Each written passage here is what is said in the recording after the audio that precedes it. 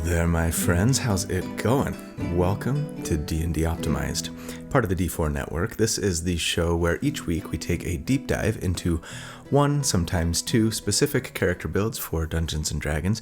We crunch numbers about them, we theorycraft about them, not with the intent to tell you the right way or the best way to play a particular character, but instead to explore one option of how to play a particular character in the hopes of creating something that is both very fun and also powerful to play in-game. So, if you enjoy creating characters for Dungeons & Dragons almost as much as you enjoy playing the actual game itself, or if you're just looking for tips or ideas for a character that you want to play, then welcome home.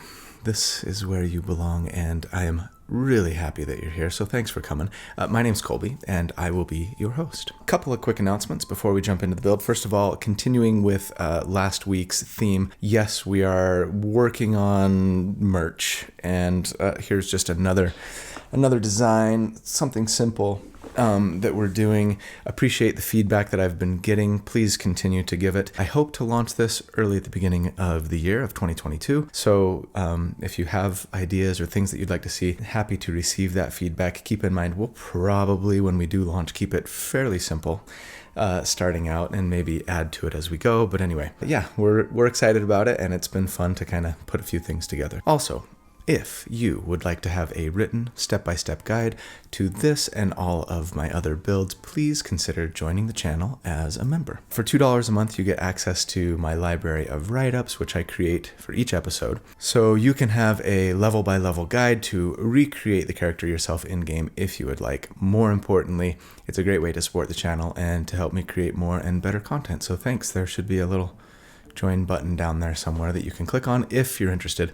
But even if you're not, thanks for watching, for liking, subscribing. All of those things are also great ways to support the channel. Just a little housekeeping note. I'm probably going to take next week off. I haven't missed a weekly episode for the better part of a year, but it's Christmas this week, and I think I might just take some time to take a breather and maybe try and get ahead a little bit on the channel so I'm not scrambling frantically each week to get the episode up.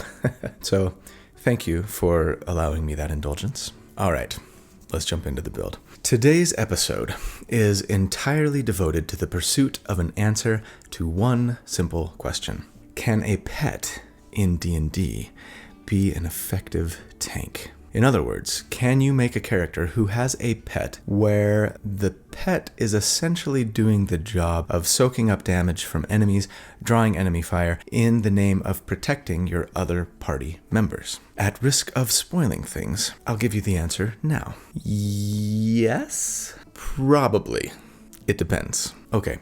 The great news is this. This pet tank that we're going to create today is, on average, just as durable, and in some instances even more durable, than any other tank build I've done to date. Full stop. Here's the potentially bad news. How well they can actually fulfill the role of a tank is going to depend on a few things. As I will always point out whenever I do a tank build on this channel, survivability alone does not a tank make, right? Being hard to kill is great, but if you're not actually doing things to actively encourage the enemy to attack you instead of your allies, or in this case, attack your pet instead of your allies, then you're not really doing a great job of protecting those allies. You're just hard to kill. There are precious few abilities in the game that do a good job of actively discouraging your enemies from attacking your allies. And they're usually part of a subclass where, like, you're giving disadvantage on attacks from enemies if they're trying to hit anybody but you. We call these kinds of things taunts,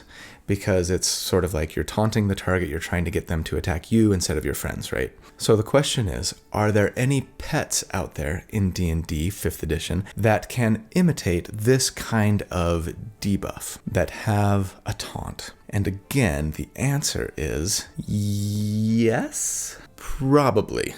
It depends. We'll get into why it depends in greater detail later on in the build, but for now I'll just say that though I'd encourage you to always discuss your planned character and tactics with your DM and the rest of your table before you create your character and bring them into the campaign, that is especially true of this build today. if your DM plays D&D like it's a tactics game and it's you versus them, and they're always just going to try to have their monsters attack the party member who is the most tactically advantageous for them to attack, and they don't really take like monster motivation or intelligence or instinct or emotion into who the enemy decides to attack, then you might struggle a bit trying to make this build work compared to other tank builds. That said, the reality is even your well-built like Ancestral Guardians or Guardian Armorers or Cavalier Fighters, all of which I've done tank builds for up to this point, still can't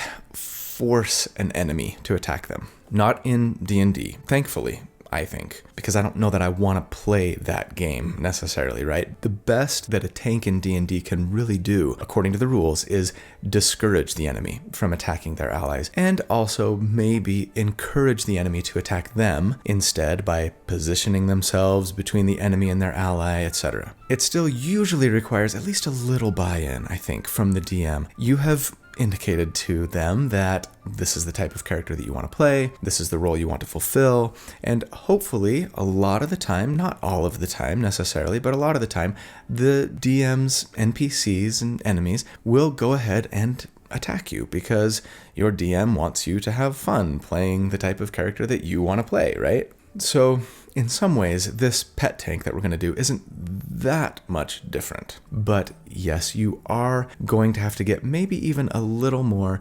careful, tactical, and creative here if the DM doesn't want to cooperate. Doing things like trying to set up choke points with your allies, trying to always impose your pet between the enemy and your most vulnerable companions, and also figuring out what kinds of things those other allies can do to stay away from the enemy and or to slow them down so that you and your pet are the only or at least best targets. These are kinds of things that you potentially should be talking about with your fellow players all of the time anyway, right? But again, especially with this build, I think I'm not going to really spend any time talking about tactics or strategies here beyond what I've just said, but I just felt like I had to mention all of this at the beginning to be transparent about this character's mechanical capabilities to function as a tank before we get started. One last thing that I'll say about this character. They will be both a tank but also a strong support character. Or more accurately, perhaps, you are going to be a strong support character and your pet is going to be potentially a pretty good tank. And in this way, you kind of get to bring two different roles to one single build, and that is awesome. So let's jump into it. I proudly present episode 72, The Battlesmith Defender. And of course, I can't help but mention the fantastic artwork by my friend Randall Hampton here that he did for this character concept. I absolutely love it. The idea is for the pet to be sort of the tank, and so this shield for arms thing that he's created is just fantastic and super on point. If you want to follow Randall, I will, as always, put links into the video description on where to go to do that. Thanks, Randall, for the fantastic artwork. All right. At level 1, it's going to be very important for this character to focus almost exclusively on artificer levels. So naturally, we're going to start at level 1 as a fighter. Don't worry, this is actually the only multi-class dip I plan on taking here for this character, and you could make do without if you wanted to go just a straight class build, straight artificer here. There are a few really good reasons to start fighter, which I will explain in a moment. So yeah, when we first meet our hero, they're probably a soldier or maybe part of the city guard, but they're not very good at their job. They might have been pressured into joining the military from family or from lack of better occupational options. I imagine that they always sort of have their head in the clouds, or maybe more accurately in the contraptions that they're constantly putting together. Little toys, maybe even little animatronics, little gadgets, right? They might also, I think, maybe be a little bit of a loner or an outcast is how I envision them. On the other hand, as an alternative, they might be like an officer in the military. No one who really fights much necessarily, but who is, say, in charge of logistics or strategy. As for our race, I am going to recommend custom lineage. There are 17,000 feats that we want, and starting off with a free one is just really strong, especially if it lets us start off with an 18 in our most important stat. If you get a free feat at your table or just want to do something different, go with, say, a gnome or a goblin. I think either would be a good option, but I want to make sure that we are a small race here. So custom lineage gives us that choice to be small or medium. Make sure you go small. As for the free feat that we would pick up, I'm going to recommend Fey Touched. We want a feat that will be a half feat. That gives us a +1 to our intelligence score. Fey Touched would give us that +1 to our intelligence, but also give us the Misty Step spell, which is a fantastic, teleport spell that requires your bonus action, and then a level 1 spell from the enchantment or divination schools of magic. Both of these we can use once per long rest without expending a spell slot. We can use our spell slots thereafter. There are plenty of good options for what that other spell might be. Bless, of course, is one of my favorites, although it does require concentration and we are going to need our concentration later. You could also go with the Silvery Barbs spell, but for one thing, that would break another spell that I'm planning on using later. And also, I just saw an angry mob walk by my house with pitchforks and torches, sacking the homes of people who suggest using Silvery Barbs in a D&D character build. So I'm trying to avoid drawing their attention.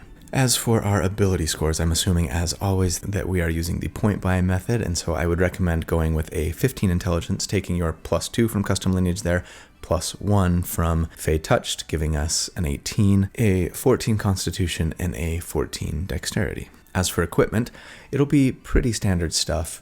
Take chainmail, take a shield, other necessities. One of the reasons that I wanted to start as a fighter was for the heavy armor proficiency, which we don't get if we multi-class into fighter later. I do still want this character to be very durable, but I have no plans to make weapon attacks with this character, or really any attacks for that matter. So I don't really care that much about your weapons. As for wearing heavy armor, yes, we do have a terrible strength score, so we will suffer a movement penalty if we don heavy armor with a strength requirement, but that shouldn't be too much of a problem for us in a little bit, as we'll see. Speaking of our durability as a fighter at level 1, here's another great reason to go fighter.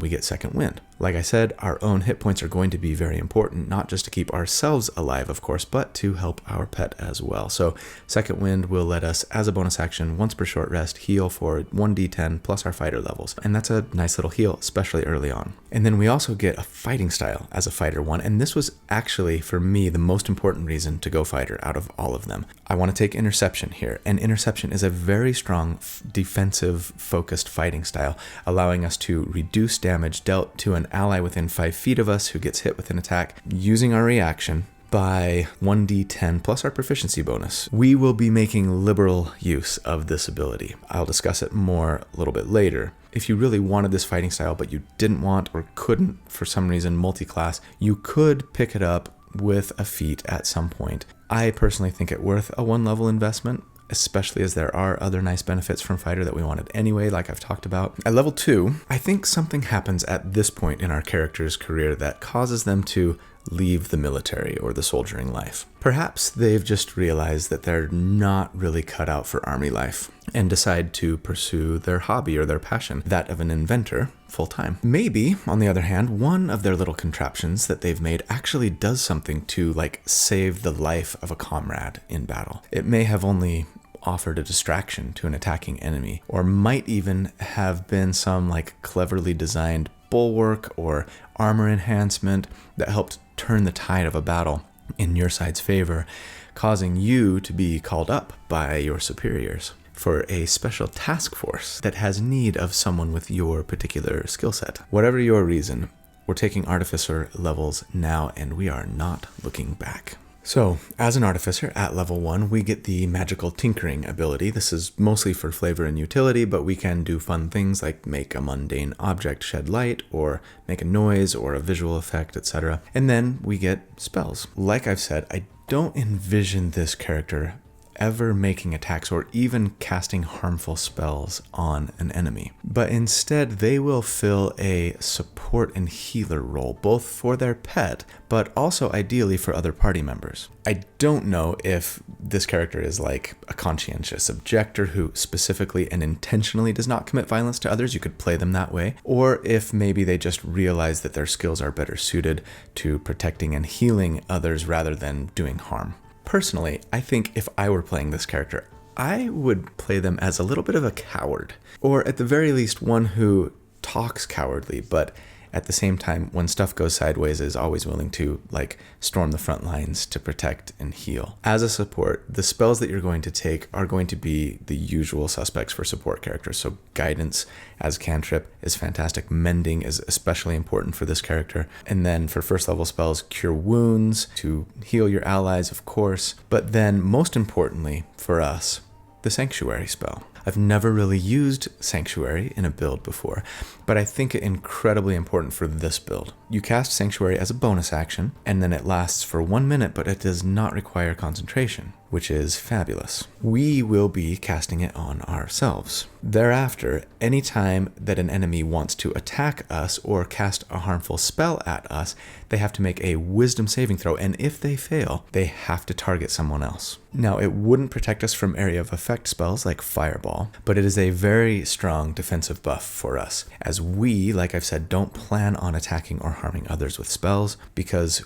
when we do so, the Sanctuary effect would break. So now we can run around with a high armor class, decent hit points, and any enemies who want to attack us would have to make a fairly high difficulty check first before doing so. This is going to help us preserve our own hit points, which we will very much need, and give our enemies a little more encouragement to attack our pet once we get it, instead of us, and we're going to be kind of right there with them, and that's what we want. At level 3, we would be an Artificer 2, and we get Infuse item.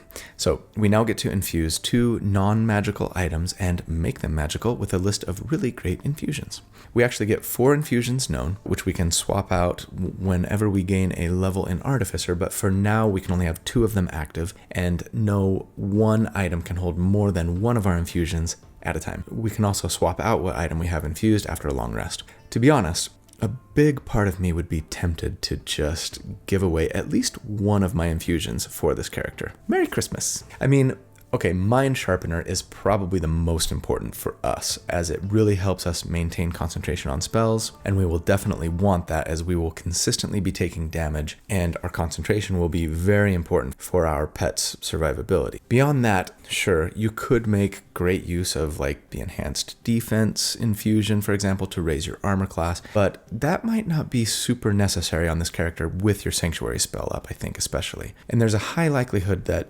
someone in your party would benefit tremendously by getting a +1 weapon, or even a returning weapon or a repeating shot weapon. So feel free to be generous here. Man, your allies are going to love you. Quickly, I had this whole thing on whether or not we should use the Spell Rot Tattoo here, as we are told that we can create common magic items with our infusions, with the Replicate Magic Item infusion. The Spell Rot Tattoo is potentially a common magic item. The question as to whether or not it works, rules as written, or maybe more importantly, rules as intended, is kind of a whole nother debate, and this video, I know, looking at the length of the script, is going to go very long today, and so I'm gonna cut that out. But if you're interested in engaging in the debate, check out the community poll that I posted a few days ago. Feel free to hash it out there, or in the comments here if you want to. For this build, I'll just say I'm not going to plan on using the Spell Rot Tattoo, but if it's allowable at your table and you think there's a fantastic spell for it, knock yourself out. At level 4, we would be an Artificer 3, and we get the right tool for the job feature. With an hour of work, you can magically create a set of Artisan's tools. Great. And then at level 3, we get our Artificer subclass, our Artificer Specialist. And we, of course, as you've either guessed or just knew because you read the title of the video, are going with the Battlesmith. Let me read the description of this character concept that the dScryb team came up for the build this week. The clamor of hooves, the hiss of steam, and an armored mechanical beast thunders onto the battlefield. Something akin to a rhinoceros, with the glowing heat of a forge between plates of steel armor, plows through enemies with its wicked horn, and mounted upon it is a bulwark of a dwarf, similarly plated with steel. The dwarf hefts a warhammer in one hand and pivots their massive shield, deflecting missiles as they swing their weapon from the saddle like a pendulum, swatting enemies aside to clear the way for their mechanical mount. "Get behind me!" the dwarf bellows to his companions. Haha, I love it. I probably would have replaced the warhammer with maybe some artisan's tools for this version of the character, but regardless, it's super evocative and on point. So yes, let me pause for a brief moment and plug dScryb, as they are the sponsor for the video this week. I've told you guys about how dScryb is a fantastic online tool that basically recreates the awesome, well-written box text, similar to what you get in official D&D adventures, describing a setting or an important character or even an item in game. Today, I want to talk a little bit more about something new that they've launched, a player subscription. This is a special and new subscription filled with content specifically not for DMs, but for players. So if you're tired of saying things like, "I cast delayed fireball," you might prefer to instead say something like this: "I feel the fury of the inferno building within me as I intone the words of the spell. The ball of guano and sulfur rolling between my fingers grows white hot as I prepare to unleash the raging caldera at my fingertips. I pause briefly, allowing the heat to subside, and add a few more words to get the incantation to delay its eruption. Then, with a flourish, I hurl the ball towards my target." With a dScryb subscription, you can already get a professional write-up of your character, which is what I read earlier for this Battlesmith Artificer. I submitted the character concept, and that's what Matt Click, one of the dScryb team members, came up with. I love it. But in addition to that, with a player subscription, you can now use and request scenes all written in the first person that describe performing class abilities, casting spells, engaging in combat, even social actions, activating magic items, and a ton more, including colorful, character-evoking dialogue like a bard's victory line or a quip about kindness. Right now, dScryb has a holiday sale going on for D4 viewers. They're taking $10 off a hero subscription, which gives you access to everything. And when you buy the discounted hero subscription, they're going to throw in 2 of the new player subscriptions that I've just been talking about. Typically, those are $40 each for free. So that's about $90 in savings compared to what those 3 subscriptions would typically cost you. Get your DM a gift for Christmas maybe, and then you and another buddy who plays at your table can have a player subscription to boot. So to take advantage, go to dScryb.com/D4, and then at checkout, use the code D4FestiveMagic, all one word. I'll put this all in the video description, of course. But anyway, at the very least, you should sign up for a free account because you can get a free account and get access to a lot of the library that's there anyway. Check out what they have to offer, see if you like it. But then again, to take advantage of the big holiday sale, dScryb.com/D4, coupon code D4FestiveMagic. Huge thanks to everyone at dScryb, and let's get back to the build. So as a battlesmith, we get a number of really great features. First up, we get Battle Ready, which gives us proficiency with martial weapons and an ability to use intelligence for your weapon attacks, if the weapon is magical. This is a really great and unique ability and leads to a lot of people commenting in my videos about how I should dip 3 levels into Battlesmith for all sorts of intelligence-based builds. We don't actually plan on making much use of it for this character, as I've mentioned, but you might decide that you want your Battlesmith to be more of a damage dealer, in which case you'll be super happy to have this. But then, of course, we get the Steel Defender. This is the thing that we are building our entire character around. So your tinkering has borne you a faithful companion. It is medium in size, though you determine its appearance. It has decently tanky stats, a 15 armor class, and then hit points equivalent to 2 plus your intelligence modifier plus 5 times your artificer level. And this is the main reason why we're not going to be multiclassing much on this character. If your pet is going to be the one tanking, any dip that you take into a different class better provides survivability for your defender because you are taking away hit points from it with every level you take in a different class, right? Now, I also had a big spiel here written up about barding and whether or not we could use it for our defender and or make your defender look like a humanoid and then equip it with just regular armor and maybe even a shield to improve their survivability. And again, in the interest of time, I'm just going to cut all of it. Basically, I'll just say that you may or may not be able to use barding or armor and a shield, and it may or may not have an impact on their ability to make attacks thanks to potential proficiency issues. I'm not going to get into it, but again, feel free to hash it out in the comments if you'd like. When I crunch the numbers here for survivability, I won't assume that our Steel Defender is using any armor or any barding, but of course if they did, it could potentially increase their survivability, though there also may be some issues with movement if they're trying to wear heavy armor or heavy barding because they don't have a great strength score. So anyway, potentially an option. Discuss it amongst yourselves and or with your DM. All right, so the Defender is a construct, meaning Cure Wounds would not work on it, right? So we cannot heal them with Cure Wounds because we're told it doesn't work on undead or constructs. But the Mending spell will heal it for 2d6 hit points, so that's great. Mending is a cantrip. It takes a minute to cast, but we should always be able to get our Defender back up to full health during a short rest without expending any resources. In the event that they do perish, however, you can create a new one at the end of a long rest or revive them with a first level spell slot or higher, though they do take a minute to come back to life, essentially, so it's not really something like usable in battle. This is actually one of the biggest benefits to using a pet like this to tank. It's just a lot easier to bring them back if they die than it is to bring yourself or another player character back if they die. So having the sort of expendable pet absorb the brunt of an enemy's attacks is just super efficient. Am I being callous? I feel like I'm being callous. It's just a robot, guys. Cue Iron Giant theme music. Now, like most pets in D&D, it shares your initiative, but takes its turn immediately after yours, and will only dodge unless you use your bonus action to tell it to do something else. That something else can be pretty much any other action that it's capable of taking, including a Force-empowered Rend, which uses your spell attack mod to hit and does 1d8 plus proficiency bonus in damage, or also, as an action, it can repair itself, or another construct, 3 times per day for 2d8 plus proficiency bonus, which we will plan on making use of, and I'm going to incorporate into the numbers when I crunch the numbers. Now, most important of all the features of the Steel Defender for this build anyway, is their deflect attack ability. This lets them, as a reaction, impose a disadvantage on the attack roll of one creature it can see within 5 feet of it, if the attack is made against someone other than itself.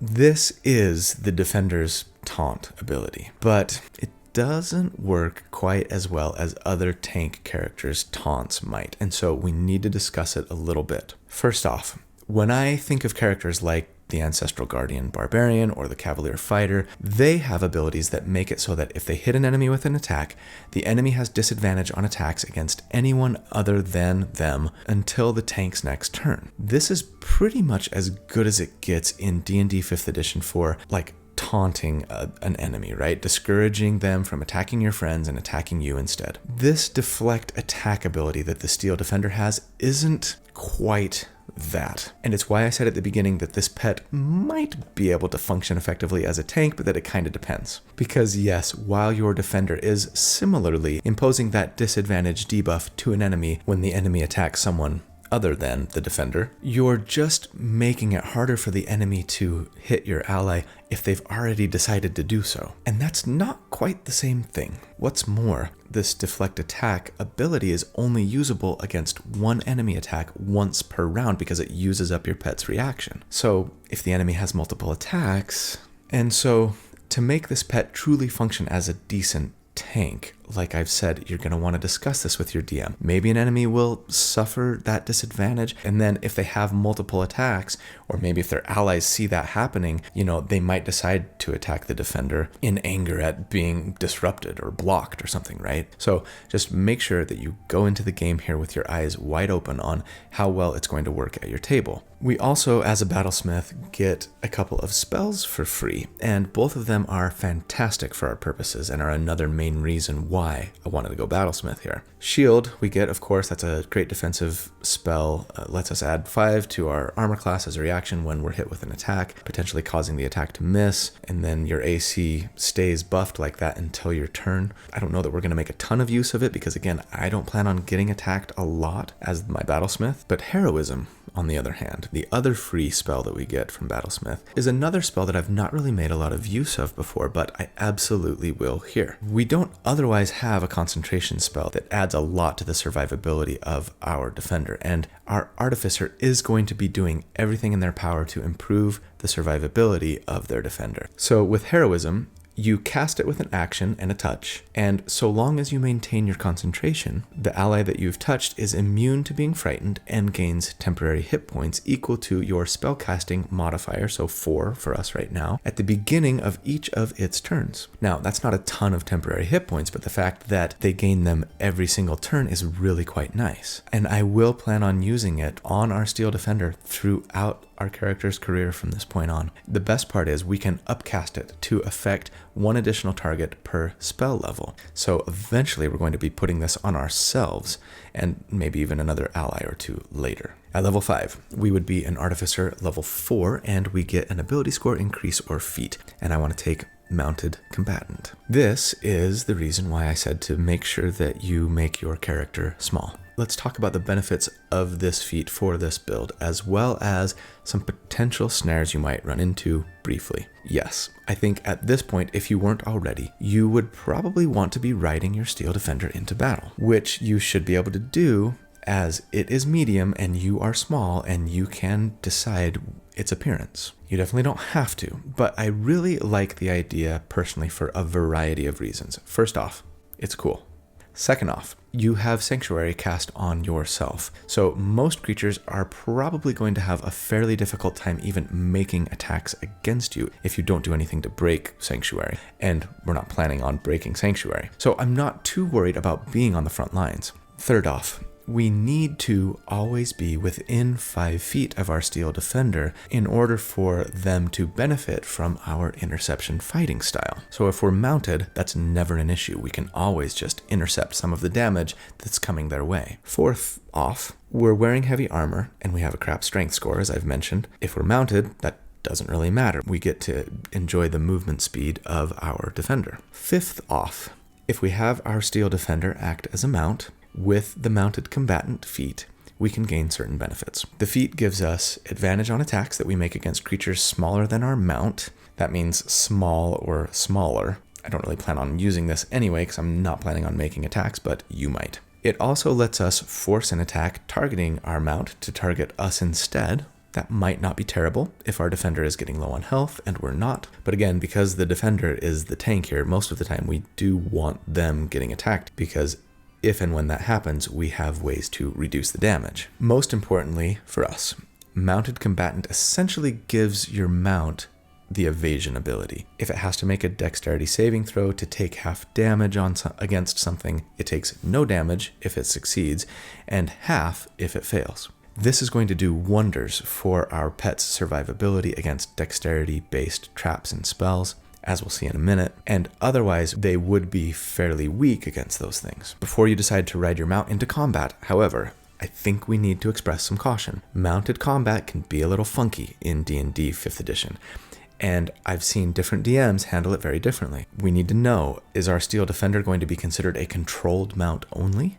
If so, you do not want to use it as a mount because then it will basically only give you improved movement speed and movement options. If it will, on the other hand, act strictly as an independent mount, it might be able to make attacks and things, but you may or may not be able to dictate what it does and who it attacks and where it goes. I did a slide into my DMs episode several months ago talking about kind of the ins and outs of mounted combat and how it works and the potential pitfalls. Check it out there if you want to get into the discussion. I have to believe that most DMs would consider your pet here to be a bit of both a controlled mount and an independent mount, letting you decide who it attacks and where it goes, but it might move on its turn, not yours, so immediately after you, which could get a little wonky if we were wanting to, say, heal an ally, but they're on the other side of the battlefield. These are all additional things to discuss with your DM before you even start playing this character. Finally, it is possible that you might be able to take this feat and have your Steel Defender enjoy that evasion benefit whether you're actually mounted or not. It doesn't specifically say in the feat that you have to be riding on your mount's back for it to get the benefits to their dexterity saving throws. To me, it feels really cheesy to say, good old Bolt here is my mount, but never actually ride them in combat. So I'm gonna assume that your DM will make you actually use them as a mount if you want to gain those advantages here. Whew, all right, that was long, sorry. At level 6, we're an Artificer 5, and we get extra attack, yay? Might be good for some of you, but I'm not planning on using this. Alas. Fear not, however, for 5th level is not a total waste. In fact, I would say it's a very exciting and fantastic level for us as we also get 2nd level spells, including the amazing Warding Bond from Battlesmith. This is the best spell ever for us, and it really is integral to making this build work. It requires an action from you, but again, no concentration, and it lasts for an hour. Amazing. It raises our target's armor class by 1, amazing, and grants them resistance to all damage they receive. Amazing. And then you take the same amount of damage. Not amazing. But still, this spell is overall amazing. So yeah, you're basically giving your defender resistance to damage at the cost of your own health. And that's the big reason why I wanted to use Sanctuary and why our own health is so important, even though ideally we're not going to be getting hit very often. I can't reach the keyboard. No.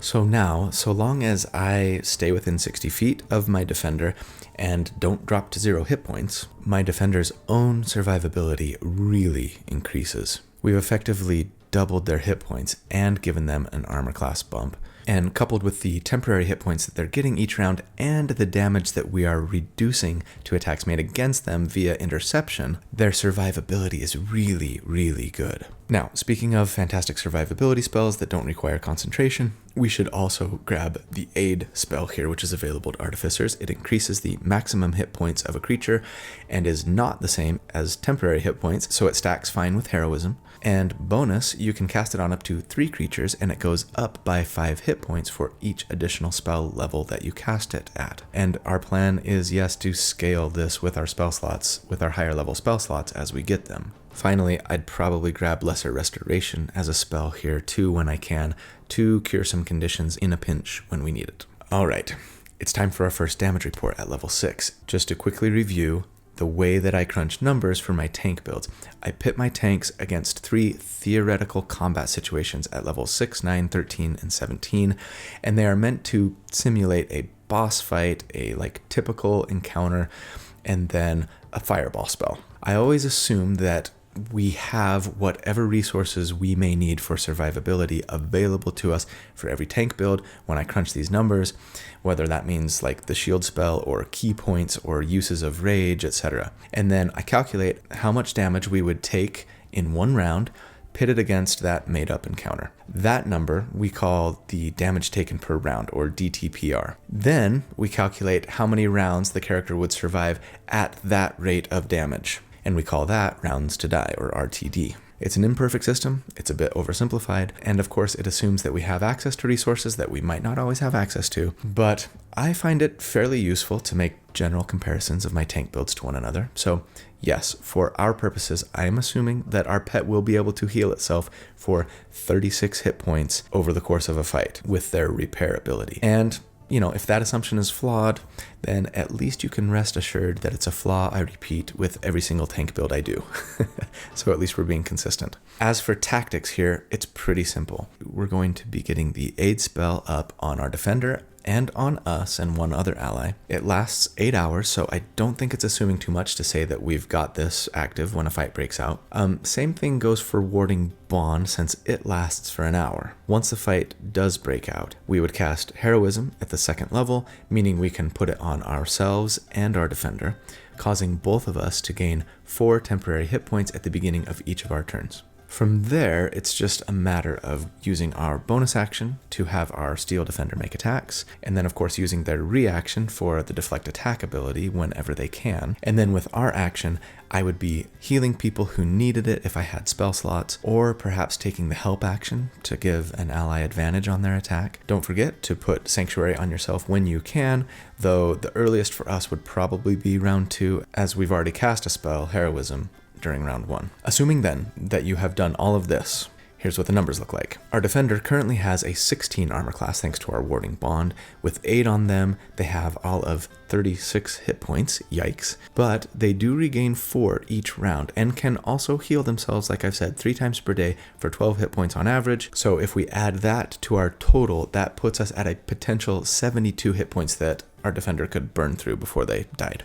We are also reducing the damage that they take, and therefore that we take with Warding Bond active, right, by 1d10 plus 3, which is our current proficiency bonus, for an average of 8.5 hit points. So although the pet's AC and hit points aren't particularly amazing, we have a lot of ways to reduce damage and heal ourselves, and are adding temporary hit points each turn to try and make up for those kind of paltry starting numbers. Just know that when I talk about how much damage they're taking per round, I'm reducing it by 4 thanks to the temporary hit points that we get each round. So we're talking damage taken to our actual hit point pool, okay? And so the boss fight for level 6 was a young white dragon, and against that young white dragon we would take 5 damage per round, and at that rate of damage our defender would survive for 15 rounds before dying. The typical encounter was against 4 berserkers, and our DTPR was all of 2, and at that rate we would survive for 36 rounds. And against a level 3 DC 14 fireball, there's a funny thing that happens with fireballs here. Our pet basically takes no damage from them, with a +1 to their saving throw, but essentially having evasion and resistance to all damage. On average, our defender here would take 4 damage from fireball, and they are gaining 4 temporary hit points per round. So their DTPR is basically 0. It's 0.2, but I round down. And their RTD then is basically infinity, right? Well, not really. If it were a single target spell against their dex save, then yes. They would be almost invincible if it only came at them once per round for 8d6 in this case. But Fireball, unfortunately, is an area of effect spell, and since we are mounted on our defender, if it hits them, it hits us, and we don't have evasion. Now, we do have absorb elements, so we could be resistant to that damage as well, so long as we had spell slots available, but if in fact there were a never-ending barrage of fireballs, we'd still go down a lot quicker than our defender. And once we drop, then our pet no longer gets those temporary hit points and no longer has resistance. Fortunately, there aren't a lot of scenarios in D&D where we're going to be subject to a never-ending barrage of fireballs round after round. Anyway, we're going to say that the DTPR is basically 0, but I'm not going to say that the RTD is infinity, because infinity is hard to put on a graph, and based on the fact that you'd be taking 7 damage on average from Fireball if you had Absorb Elements up, at that rate, you, the Battlesmith, would survive for 9 rounds, and after you went down, then your pet would only survive for 10 more rounds without the temporary hit points or resistance that you were giving them, so we will call it 19 rounds to die. I know, it's all theoretical and hypothetical stuff, but it serves a purpose. Okay, so we are doing a lot better than I thought we would be, to be honest. Right near the top for survivability against the boss fight, and best in class against both the typical fight and the fireball. And it's not even close. So, of course, yes, we have to keep in mind throughout that while the pet's survivability is fantastic, how well they can tank, as I've said, is still largely going to depend on your DM, the room you're fighting in, how good your team can be at setting up choke points and staying away from your enemies, etc. But anyway, as far as survivability goes, amazing. At level 7, we would be an Artificer 6, and we get to infuse a third item here. I think there is a good argument, again, for just giving it away to an ally, but I would really love to have this spell refueling ring here, which we couldn't get until we were an Artificer 6. This would allow us to recover a 3rd level spell slot or lower once per day, and that's going to mean another use of Warding Bond, potentially, among other things. So that would be a really good one to have. At level 8, we would be an Artificer 7, and we'd get Flash of Genius. So this tells us that intelligence modifier times per day when you or another creature within 30 feet make an ability check or a saving throw, you can use your reaction to add your intelligence modifier to the roll. It's too bad you can't also reduce an enemy's roll or something as well, or at least wait until after the roll to decide if you want to use it. But, you know, a +4 to a saving throw 4 times a day is pretty nice. And that will be 5 next level. So yes, at level 9, we would be an Artificer 8, and we get another ability score increase or feat. I thought that Mounted Combatant was a little more important to this build than a higher intelligence, mostly for the dexterity saving throw benefit, of course. But now that we have that, I will plan on capping intelligence here, taking it to 20 to benefit all of our spells, making it less likely that an enemy will be able to attack you with Sanctuary on, and most especially to increase the number of temporary hit points that people or constructs with our Heroism spell cast on them get at the beginning of each round. And so for our level 9 damage report, the hit points of our defender have gone up by 16 thanks to our intelligence bump, and 3 more Artificer levels to 52 total. Throw in their self-heals, and that puts it at 91 hit points that they have to burn through potentially in a fight. Their AC has not increased at all, unfortunately, but they are getting 1 more temporary hit point from our Heroism spell each round now, and a potential saving throw bump a few times per day from our Flash of Genius. And so, against a young blue dragon, which was our boss fight at level 9, they would take 7 damage per round on average, and at that rate would survive for 13 rounds. Against 4 hobgoblin captains, our typical fight, the DTPR was 8 and the RTD was 12. And against Fireball, again, the Battlesmith would take 9 damage per round on average from that Fireball, and at that rate, the Battlesmith would go down in 9 rounds.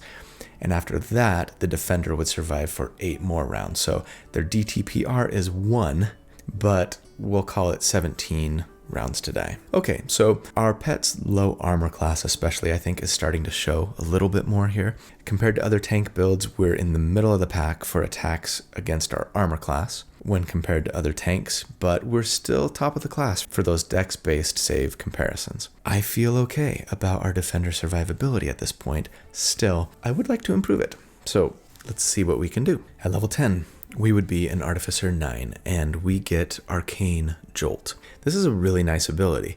When either you or your defender hits an enemy with an attack, so your defender in my case, you can either deal an extra 2d6 of force damage to the enemy or heal an ally within 30 feet for 2d6 hit points. You can do this intelligence modifier times per day. I'd love to add this to our pet survivability and say that they heal themselves for this amount 5 times per day, but their plus to hit isn't terrible, but since they don't get magic weapons, it's not amazing. But more importantly than that, it's not a heal that they can use on demand, right? Like their repair ability is. It's one that there's a condition around, and sometimes you might make a hit but not be down any hit points, and so you don't need it.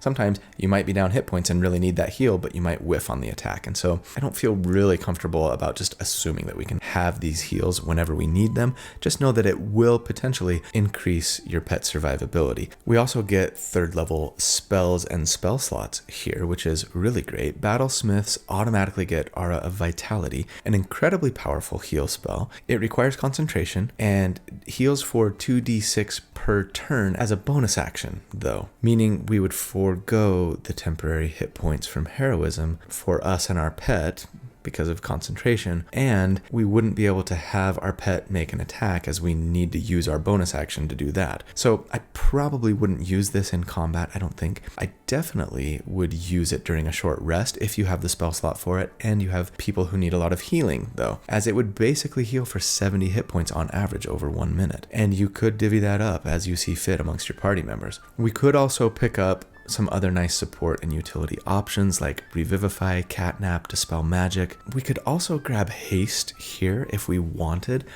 Haste has a lot of really nice benefits, but again, in the interest of time, to make a long story short, if we're basing things purely on what increases our defender's survivability the most, we generally are going to get more mileage out of the temporary hit points from heroism than we would by using our concentration to cast haste on our defender that would then bump their armor class by 2. Of course, there are other haste benefits, right?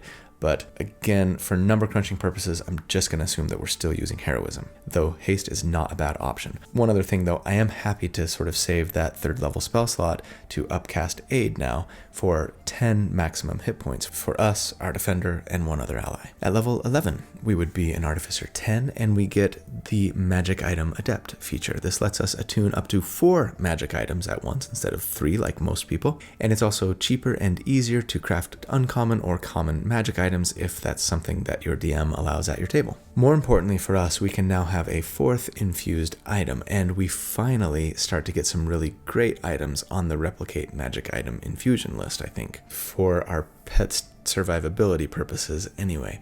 The most important one here for this character, I think, is the Cloak of Protection. It gives a +1 to armor class and to all saving throws for the creature who is wearing it and is attuned to it, and is one of my favorite, all-rounder magic items. Can your steel defender wear and attune to it? I have no idea why they couldn't. So long as it makes sense for their anatomy, and I'm assuming your steel defender has a neck. What if it didn't have a neck? Could you just tie a cloak around a creature's waist and still have it benefit from the Cloak of Protection? Anyway, my defender has a neck. And I really love the idea actually of my little wolfish steel defender running around with a cape now, super pup. So we finally got a little bump to our defender's armor class. And to their saving throws actually, which is really nice. At level 12, we would be an Artificer 11, and we get the spell storing item, and the spell storing item is fantastic. It lets us touch a weapon or a spellcasting focus and store 2 times our intelligence modifier, or 10 for us, copies of a 1st or 2nd level Artificer spell inside of it. A creature holding this object can then use their action to cast the spell, meaning no reaction spells, no shield spell here, using your spellcasting ability modifier. We are told that this creature can concentrate on a spell if it's a concentration spell. I think there are a lot of great candidates for what to put in the spell storing item. And for the record, I don't know why you couldn't use, say, a crystal, which is a spell focus, right? And just have your steel defender hold it in its mouth and then allow it to use the spell storing item. Fairy Fire would be great here. I think Web, absolutely fantastic. I can see Enlarge Reduce being nice, or even Heat Metal, depending on the fight. Maybe even Heroism to give another ally temporary hit points every round. Cure Wounds is a great standby to put in the spell storing item, but any of these would require an action to use, of course, but your pet isn't doing a ton of damage, and they're not dependent on their action for their tankiness ability, right? So yeah, why not throw out a nice control spell or a buff spell or a heal spell? I mean, if your pet isn't doing a fantastic job of really discouraging your enemies from attacking your allies, well, at least now they can heal those allies, or prevent attacks by ensnaring a bunch of enemies in a web. At level 13, we would be an Artificer 12, and we get another ability score increase or feat, and the feat that I would most want now is the Healer feat.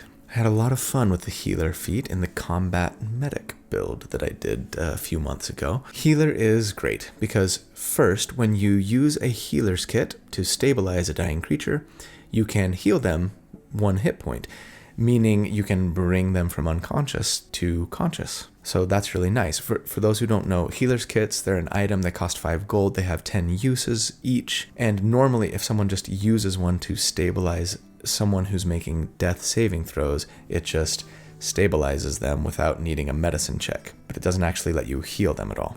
So they would still be unconscious unless you have the Healer feat. More importantly, as an action, this feat lets us use a Healer's Kit to heal a creature for 1d6 plus 4 plus their maximum number of hit dice. At this level, that means you could heal an ally for an average of over 20 hit points with this. 20.5, so we'll round up and say 21. That's quite powerful. Now, you can only heal them in this way once per short rest, but it's still really great. Best of all, for us, it's a great way to be a support character when we want to do something with our action that's not harming enemies, right? But we need to conserve our spell slots, or we're out of spell slots. It is a very potent way to help keep your allies topped off between combats, if nothing else, and is especially powerful if there's no time for like a short rest between fights, but you might have a few seconds to kind of patch a couple of people up, right? The best part, of course, is that the healer feat does not specify that it doesn't work on constructs. So you should be able to use this on your turn for some additional patchwork on your steel defender. And I mean, I don't know why a bandage or some stitching might not help the defender keep oil or steam from leaking, or gears in place, or wiring from fraying, etc., right? And our steel defender has as many hit dice as we do. So again, that's 21 hit points of healing on average that I will assume now that our steel defender will be able to burn through when I calculate their total hit points. Speaking of, time for another damage report at level 13.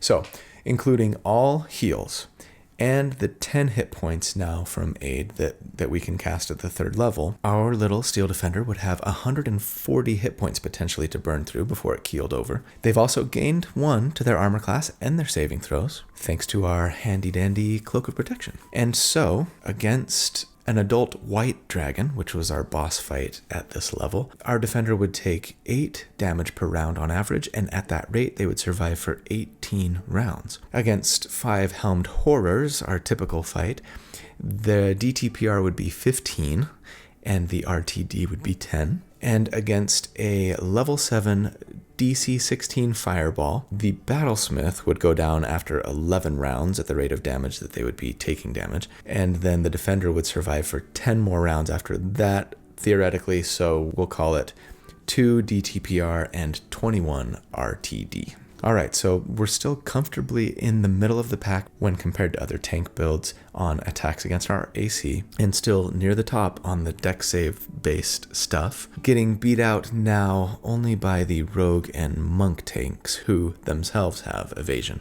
Alright, coming down the home stretch at level 14, we're an Artificer 13, and we would get 4th level spells. Nothing really that we would use here to improve our pet's survivability, so I'm just going to say pick your favorites. There's plenty of good options. Aid would now give 15 hit points if we upcast it. At level 15, we would be an Artificer 14, another big level for us.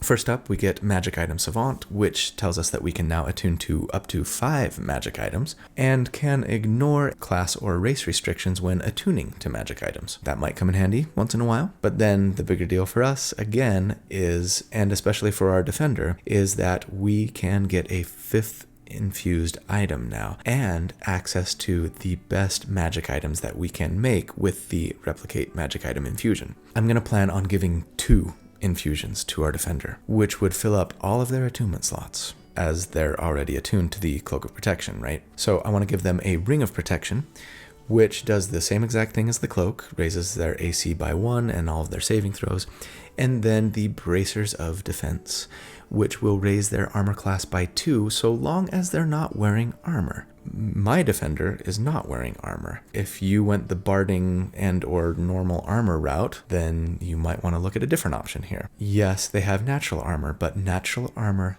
works with Bracers of Defense. You can look it up. So at this level, we would gain a whopping +3 to our defender's armor class here, and another +1 to their saving throws, assuming of course that they have the anatomy to wear a ring and some bracers, and I don't know why they couldn't, giving us a pretty respectable 20 AC now. Hooray! At level 16, we would be an Artificer 15, and we get the improved Defender feature. This is a nice feature. It first of all improves our Arcane Jolt to increase either the healing or the damage that it does by an additional 2d6 for 46 total now. And so that'll be great for either more damage or self-healing or healing of an ally. But then it also increases our Defender's armor class by 2. Wow! So now we're at a 22 AC. That's not half bad. Also, whenever they use their deflect attack to impose disadvantage, they can deal a little extra damage as well. It's 1d4 plus our intelligence modifier. Not a ton of damage, but we'll take it. And then finally, for us at level 17, we would be an Artificer 16, we get another ability score increase or feat, and there are strong arguments for taking like Resilient Wisdom here, or plus to our Constitution, or even the Tough feat, I think. But I think if it were me, I'd probably go with the Gift of the Metallic Dragon feat for this character at this point.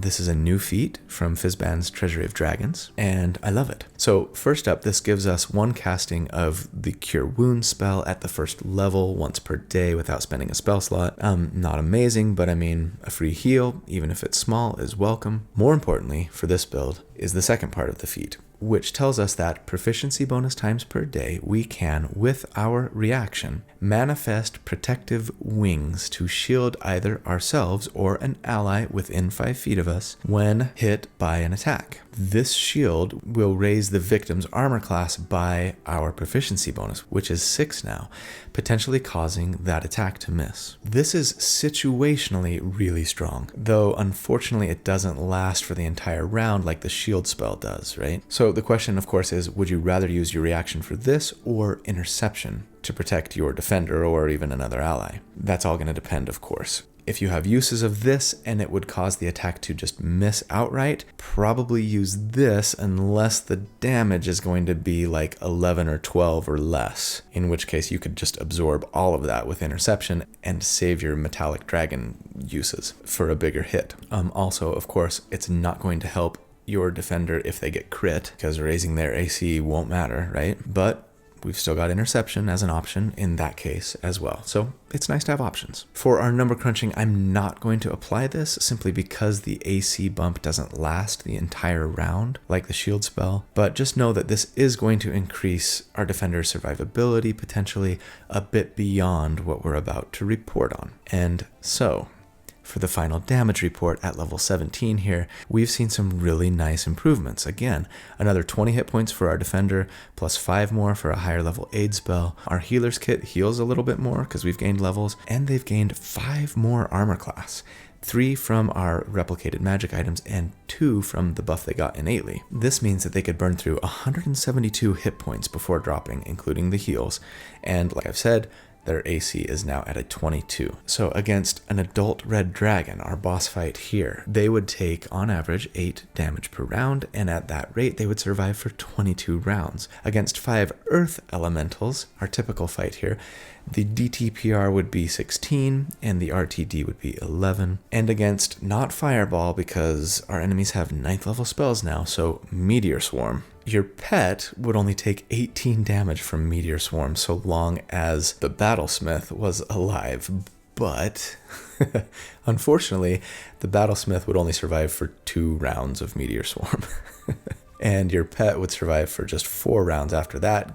So we're going to call it 18 DTPR and 6 RTD. Near the top versus the dragon, near the middle of the pack compared to other tank builds for the typical fight, and better than all but the evasion tanks against that Meteor Swarm spell. Alright, so what are the final thoughts? There are so many benefits to having a pet that can tank. Not only is it a little more expendable, sorry Iron Giant. Hey, I'm not saying that you have to roleplay as a cold-hearted bastard. You can enjoy the mechanical benefits and still act devastated in-game when your defender dies, right?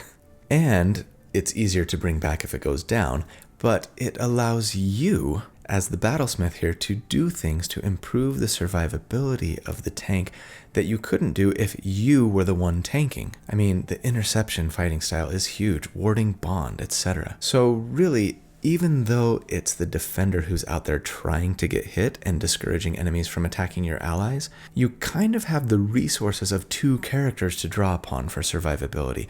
And that's pretty fantastic and what makes the defender so dang durable. But here's the other thing. I've talked at length about how this pet may or may not work super great as a tank because it's not amazing at discouraging enemies from attacking your friends. But guess what? Since you have so many fantastic support abilities on this character, even if your DM decides to mostly ignore your defender, you as the Battlesmith can just transfer all of those fantastic health and survivability benefits that you were planning on giving your defender to your other allies instead. I mean, if you don't really need to worry about your pet surviving, then just use interception, aid, heroism, warding, bond, your gift of the metallic dragon shield on your other allies instead, and accomplish essentially the same goal, that of protecting your allies. Not to mention the heals that your defender can give out via their arcane jolt and even their spell storing item potentially full of support or control options. So sure,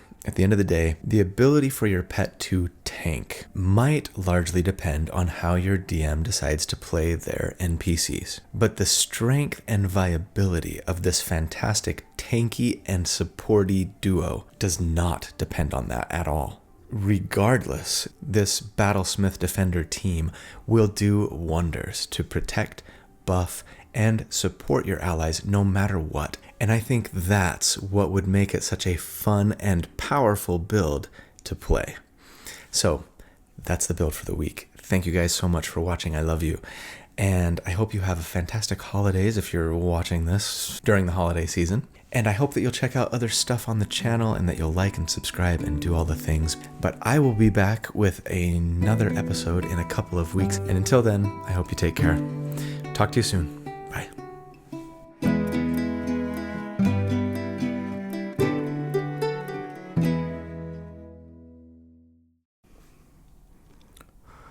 Ooh, trying out a new tea. It's supposed to be good for your throat. That's very hot. Tastes like Chinese food. The hazards of recording at home. Especially during Christmas time when lots of packages are being delivered. I said intelligence, right? We're blending things. That's what we're doing. Because while yes, the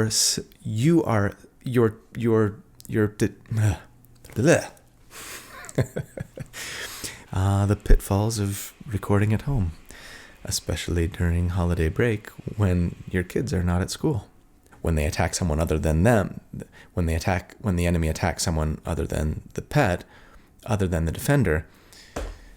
Holy cow! Let's say that again. Ooh, that's gonna screw everything up. So now, so long as I maintain concentration, no, I don't need concentration.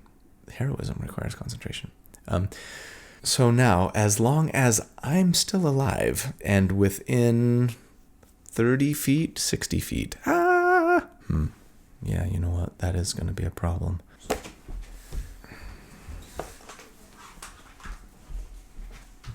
Now we see the real reason why I'm not going to be doing a video next week.